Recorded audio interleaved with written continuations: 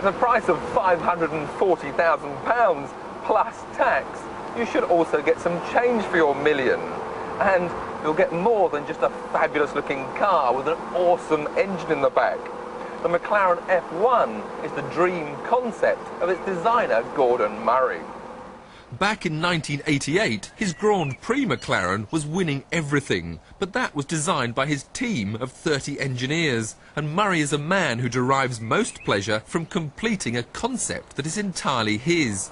He wanted out of the Grand Prix scene, and Ron Dennis gave him the green light to build his ideal road car. It had to be usable, fast, safe, and above all, a real driver's car. It also needed to reflect the experience and technology of McLaren.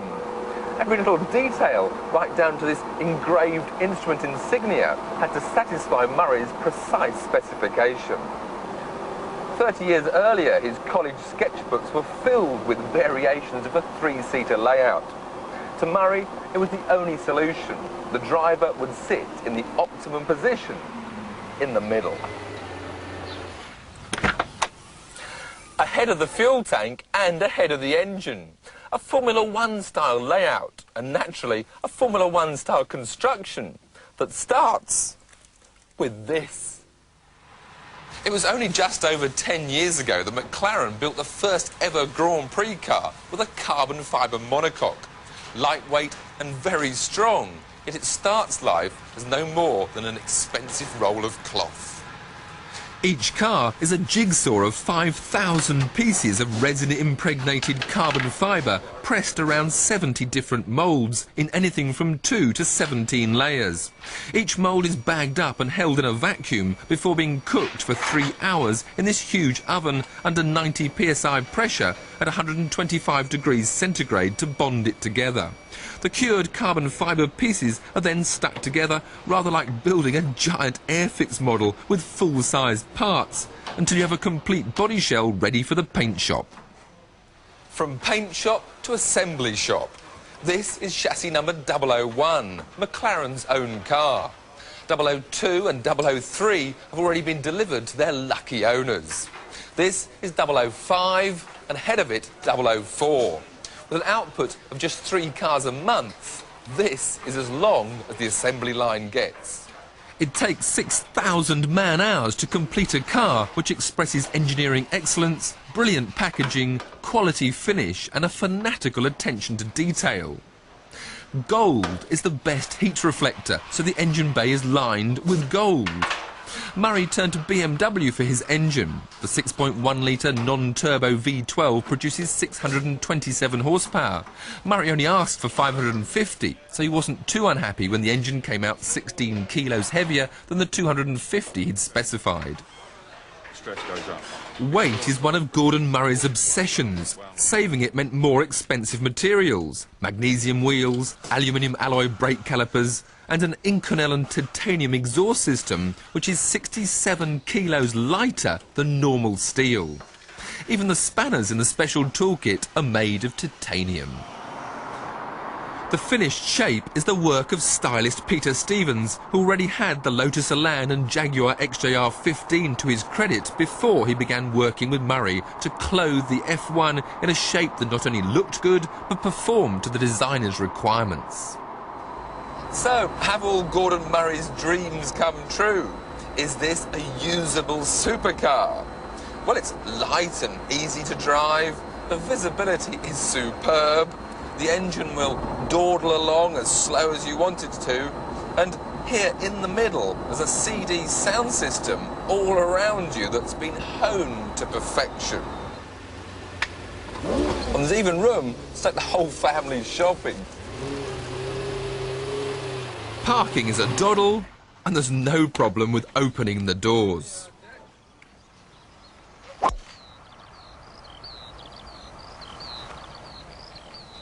I can go for an 18-hole lap of the Goodwood Park Golf Club.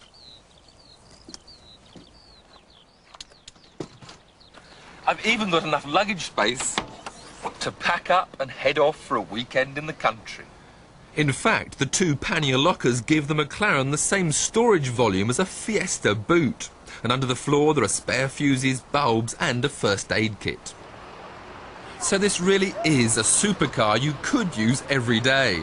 But I can't really see the owners doing the shopping. They'll have staff to do that, a helicopter for the golf course and a Learjet for the weekend away. What the buyers of this McLaren F1 will want to do, and what you've all been waiting for me to do, is give it some stick.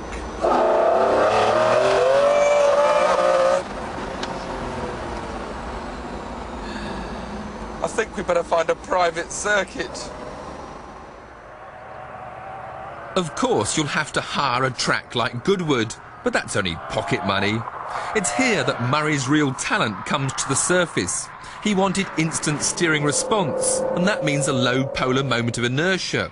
So minimum overhangs front and rear, and the main masses, engine, fuel and occupants, as close to the centre of gravity as possible.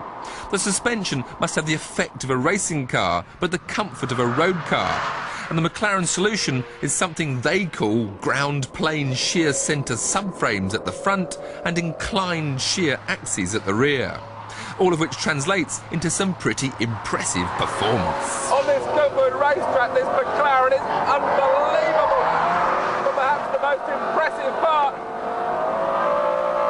is the engine. It just goes on accelerating and accelerating.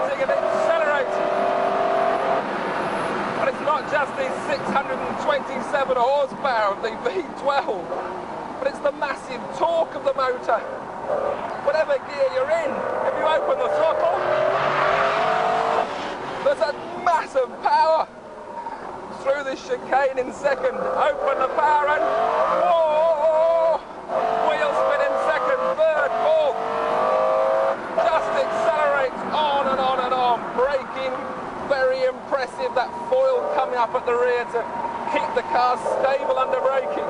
But it's opening this throttle, which you just cannot believe how quick this car goes. The handling is, well, it's an exceptional for a car with this power. But of course, good though the handling is, it's still a lively car. There's mild understeer as you turn in. But once you've got the power on, the only thing you're going to get is oversteer. It sounds so glorious behind you. Turn in, this long corner, a bit of oversteer. Up to third. A bit more oversteer. Whoa! On this straight now, I'm up to fifth. Up to sixth gear, and it's still accelerating harder and harder. I just read 160 there before I stamp on the brakes. Into Woodcock, third gear. And you just want to open the power. Down to second. Turn left.